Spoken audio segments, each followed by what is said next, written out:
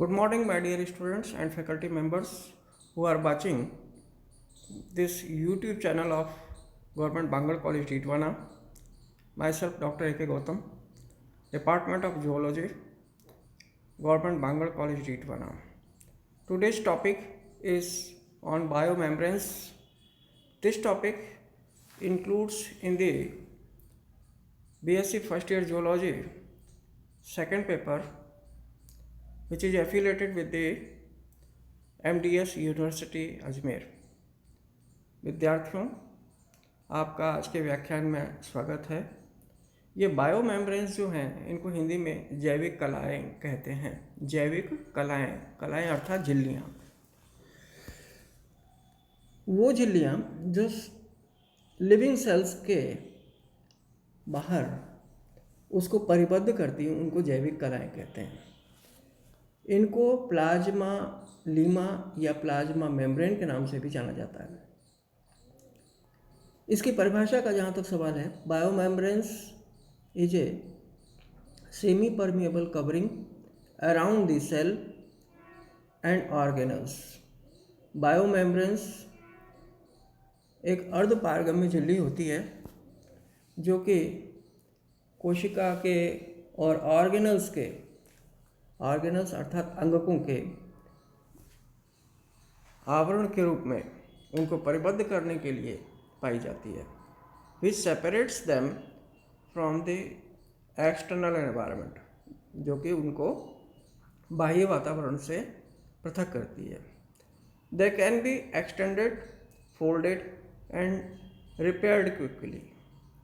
इसको ये जो मेम्ब्रेन है, ये विस्तारित हो सकती है, वलयित हो सकती है और रिपेयर की जा सकती है जल्दी से जल्दी। They play vital functions for a living cell. सजीव कोशिका के लिए ये जैविक गतिविधियां संपन्न करने में बहुत ही महत्वपूर्ण भूमिका अदा करती है। Biomembrane that covers the cell is called cell membrane. वह जैविक कलाएं जो कि कोशिका झिल्ली या कोशिका को आवृत करती हैं, उनको कोशिका झिल्ली के नाम से जाना जाता है और यह नामकरण नगेली एंड क्रेमर ने दिया था। प्लाज्मा लीमा नाम जो है प्लोई ने 1931 में दिया था। और biomembrane which covers the organelles is called सब सेलुलर मेम्ब्रेन्स। और बायोमेम्ब्रेन्स जो कि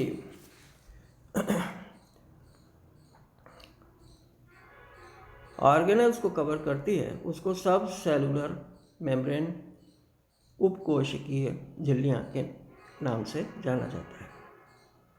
जहाँ तक इसके संगठन का सवाल है, बेसिक कंपोजिशन इसका मैं आपसे शेयर कर रहा हूँ। बायोमेम्ब्रेन्स आर ट्राइपेराइट और ट्राइलेमिनर। ट्राइलेमिनर या ट्राइपेराइट का मतलब होता है त्रिस्तरीय झिल्ली होती है, that is made up of 3 layers, 3 परतों की बनी होती है। Different contents present in them are, first is protein. पहला संगठक होता है इसका प्रोटीन, जो कि 59 से लेकर 75% तक होता है। और इसमें फाइब्रस या ग्लोबुलर संरचनाएं, carriers, receptors, enzymes and glycoproteins इसमें पाए जाते हैं। लिपिड्स 20% बनाते हैं, तो 20 से लेकर 40% लिपिड्स का पार्ट होता है। और ये मूलतः फॉस्फोलिपिड, स्टिरॉल, ग्लाइकोलिपिड्स, स्फिनोलिपिड्स इत्यादि होते हैं। कार्बोहाइड्रेट्स भी इसके अंदर पाए जाते हैं और कार्बोहाइड्रेट्स की परसेंटेज 1 से 5% होती है, जो कि हेक्सोज, हेक्सामीन, सिएलिक एसिड इत्यादि के रूप में पाए जाते हैं। स्ट्रक्चर या स्ट्रक्चरल मॉडल ऑफ बायोमेम्ब्रेन्स, इस हेडिंग को आप समझिए।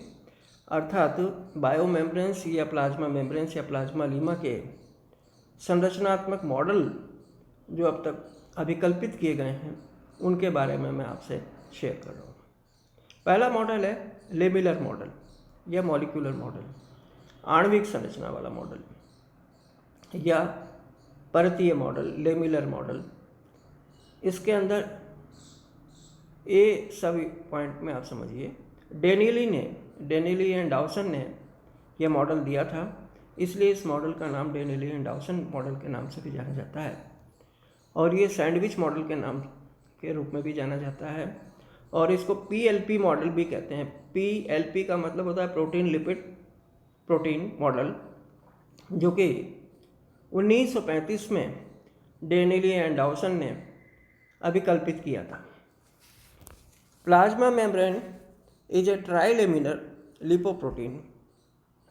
प्लाज्मा मेम्ब्रेन एक त्रिस्तरीय लिपोप्रोटीन की संरचना होती है, where lipid bilayer is sandwiched, जिसके बीच में क्या है, प्रोटीन की बाहर की और अंदर की लेयर होती है, और उसके बीच में लिपिड की लेयर, वसा की लेयर, जैसे सैंडविच बनता है उस तरह से बीच में स्थित होती है। किसके बीच में? दो प्रोटीन लेयर्स के बीच में। This model fails to explain functional specificity and active transport through membranes. यह मॉडल आगे चल कर के एक्टिव ट्रांसपोर्ट को समझाने में असक्षम था, और इसकी विशेषताएं इसके व्याख्या करने में असमर्थ थीं, इसलिए यह अमान्य घोषित कर दिया गया। डेनिले एंड डाउसन का जो मॉडल है उसको इस डायग्राम से आप समझा सकते हैं। इसमें 1 नैनोमीटर की सबसे बाहर की जो लेयर होती है अल्फा प्रोटीन की होती है, इसी तरह से अंदर की तरफ की भी एक अल्फा प्रोटीन की लेयर होती है, और बीच में बाइलेयर लिपिड की होती है जो कि 6 नैनोमीटर की होती है। तो 6 + 1 + 1 = 2, ये 7 to 10 एंगस्ट्रॉम या 8 नैनोमीटर। 6 + 1 + 1 = 8 नैनोमीटर या 7 से लेकर 10 एंगस्ट्रॉम के मोटाई की ये लेयर्स होती हैं, और ये जो प्रोटीन की लेयर होती हैं बाहर की तरफ और अंदर की तरफ होती हैं, और उनके मध्य में लिपिड की लेयर्स होती हैं जो कि वंडर वाल फैक्टर्स या फोर्सेस के द्वारा जुड़ी हुई होती हैं। और प्रोटीन में बाहरी सिरे पर, और मतलब एक सिरे पर लिपिड में एक सिरे पर ग्लिसरॉल या हाइड्रोफोबिक पोलर एंड्स होते हैं, और इससे ये मिलकर के फॉस्फोलिपिड की संरचना के रूप में बन जाता है। तो ये डाउसन एंड डेनिली का मॉडल था। अब हम बात करते हैं दूसरा यूनिट मेम्ब्रेन मॉडल की। यह मॉडल रॉबर्टसन मॉडल कहलाता है, जो कि 1959 में दिया गया। इसका कथन ये है कि all membranes have the same basic structures but they have their own distinctive composition. ये सभी मेम्ब्रेन्स एक बेसिक समान संरचनाएं निर्धारित करती हैं या समान संरचना की बनी होती हैं, और इनका अपना एक विभेदक संगठन होता है, दैट इज अर्थात internal organelles have more proteins than lipids in eukaryotic cells, whereas plants and bacterial cells or bacteria have more lipid than proteins। जैसा कि बैक्टीरिया के अंदर या प्लांट्स के अंदर ज़्यादा लिपिड होता है यूकैरियोटिक सेल्स में, इस तरीके से। दीज मेम्ब्रेन्स में एग्जिस्ट एज सिंगल मेम्ब्रेन और multiple layers of unit membranes, जैसे कि double membrane in nucleus and mitochondria. Nucleus और माइटोकॉन्ड्रिया में द्विस्तरीय लेयर पाई जाती है। This model does not explain the membranes stability and permeability. यह मॉडल मेम्ब्रेन्स की स्टेबिलिटी, स्थायित्व को और परमेबिलिटी को एक्सप्लेन करने में भी असक्षम था।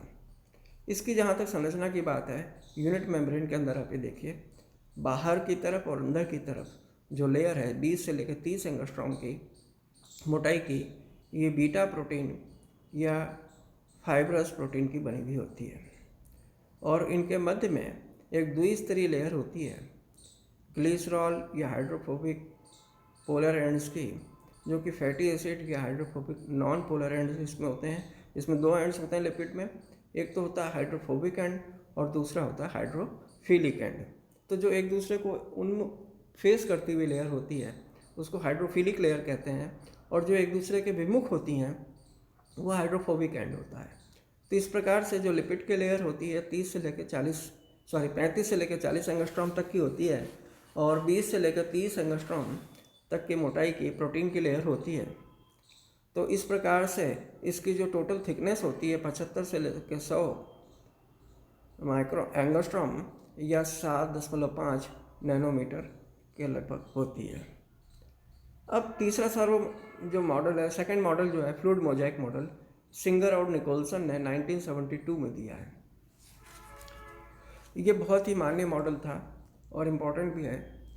It is the most accepted trilaminar lipoprotein model, बहुत ही सर्वमान्य मॉडल है जो कि ट्राइलेमिनर है, त्रिस्तरीय मॉडल है और लिपोप्रोटीन का संरचना को ये बताता है, समझाता है, एक्सप्लेन करता है। बहुत अच्छे से ये लिपोप्रोटीन की संरचना को एक्सप्लेन कर सकने में सक्षम है। इसमें होता क्या है कि फॉस्फोलिपिड्स फॉर्म बाइलेयर, फॉस्फोलिपिड्स के 2 स्तर होते हैं इन द सेंटर, केंद्र के अंदर, and have unsaturated fatty acids form the tail and glycerol.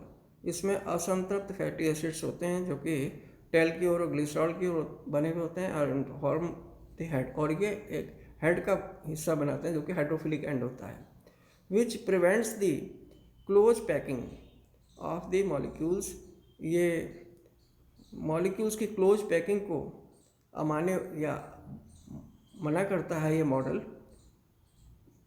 That is it reduces the composition that leads to the fluidity of the membrane, और ये composition को रिड्यूस करता है, कॉम्पैक्शन को रिड्यूस करता है, संगठन को, इसके थिकनेस को रिड्यूस करता है, इसकी कॉम्पैक्सिटी को रिड्यूस करता है, जिससे कि मेम्ब्रेन की फ्लूइडिटी मेंटेन रहती है, अर्थात अर्धपारगम्यता इससे समझाई जा सकती है।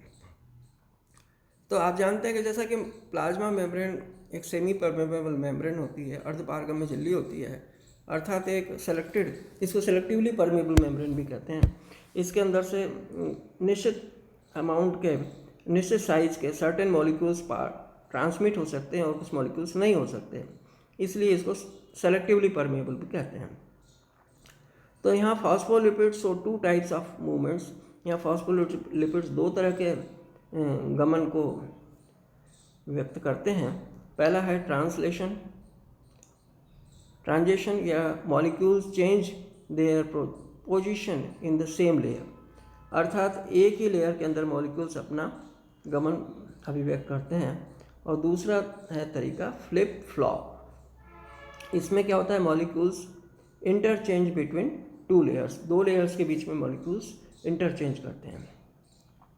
At low temperature, lipids solidifies, कम तापक्रम पर लिपिड सॉलिडिफाई हो जाता है, लाइक ए ग्रेस, जैसे ग्रीस होता है उस तरीके से लिपिड सॉलिडिफाई हो जाता है, ग्रीस जैसा होता है, आप जानते हैं ग्रीसी सब्सटेंस।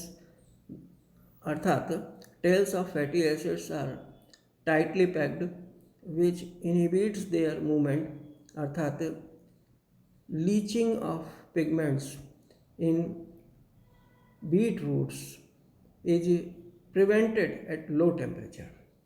इसी तरीके से globular proteins are present here and there, globular protein इसमें यत्र तत्र अवस्थित होती हैं इन मोजाइक पैटर्न, एक मोजाइक जैसे चटाई के अंदर जो पैटर्न होता है, पच्चीकारी जिसको कहते हैं, उस तरीके से अंदर ग्लोब्यूलर प्रोटीन्स इसमें स्थित होती हैं।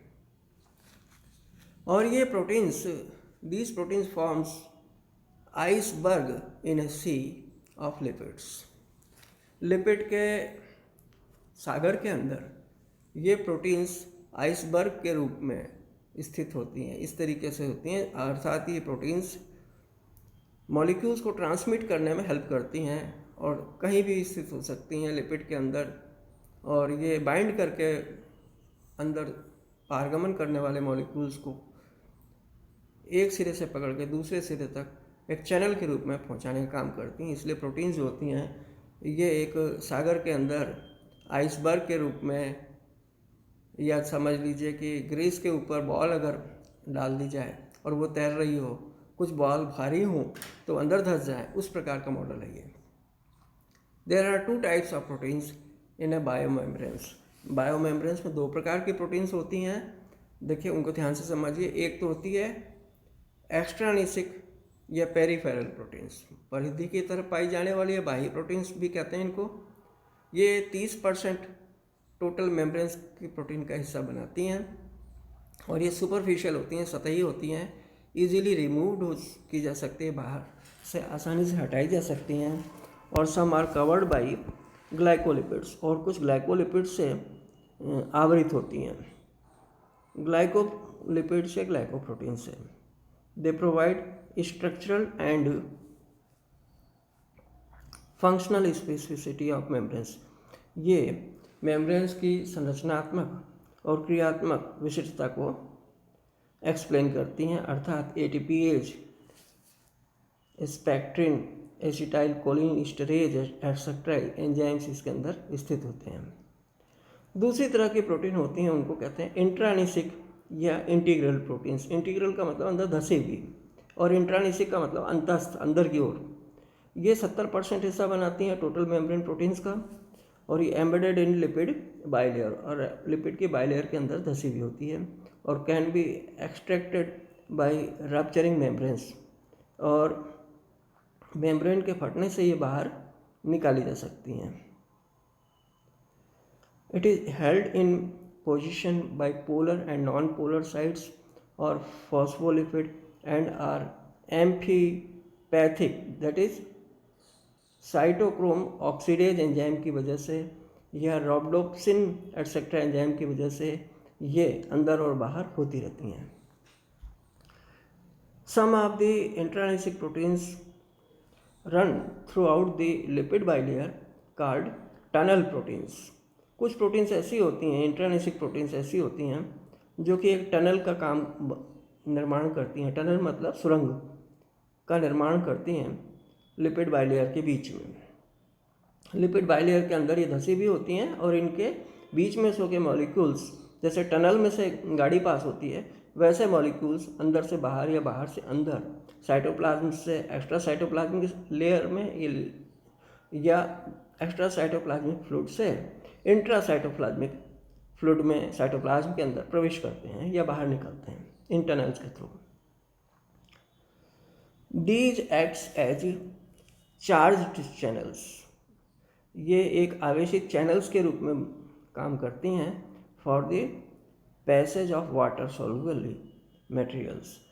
एक प्रकार का ऐसा मार्ग जिसमें water soluble materials along the concentric gradient, एक कॉन्सेंट्रिक ग्रेडियंट के आधार पर वाटर सोल्यूबल मॉलिक्यूल्स इनके थ्रू ट्रांसमिट हो जाते हैं। Due to this quasi fluid state, एक प्रकार की क्वासी फ्लूइड स्टेट होती है, इस वजह से बायोमेम्ब्रेन्स कैन अंडरगो डायनेमिक चेंजेस, और इस वजह से बायोमेम्ब्रेन्स के अंदर एक प्रकार का डायनेमिक चेंज देखने को मिलता है। जैसे ही सिंगर निकोलसन के मॉडल को आप डायग्राम में देखिए, इस मॉडल में 7.5 नैनोमीटर की टोटल थिकनेस होती है, जिसमें एक टनल प्रोटीन होती है, जो मैं मार्कर से दिखा रहा हूँ, ये टनल प्रोटीन है।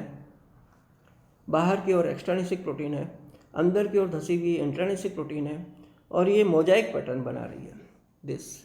इसी तरीके से अंदर की ओर ग्लाइकोलिपिड, ये ग्लाइको प्रोटीन होती है, जिसका लिपिड का जो हिस्सा थंब की तरह से दिखाया दे रहा है ग्लिसरॉल का होता है, और जो आर्म्स दिखाई दे रही हैं ये फैटी एसिड्स की बनी होती हैं, और ये मेम्ब्रेनिक फ्लूइडिटी को मेंटेन करते हैं। ये मेम्ब्रेनिक, ये इस तरीके से सबसे इम्पॉर्टेंट चीज़ ये है कि लिपिड की लेयर्स तो पहले वाले मॉडल जैसी ही होती है, परंतु यहाँ प्रोटीन के लेयर में 2 तरह की प्रोटीन होती हैं।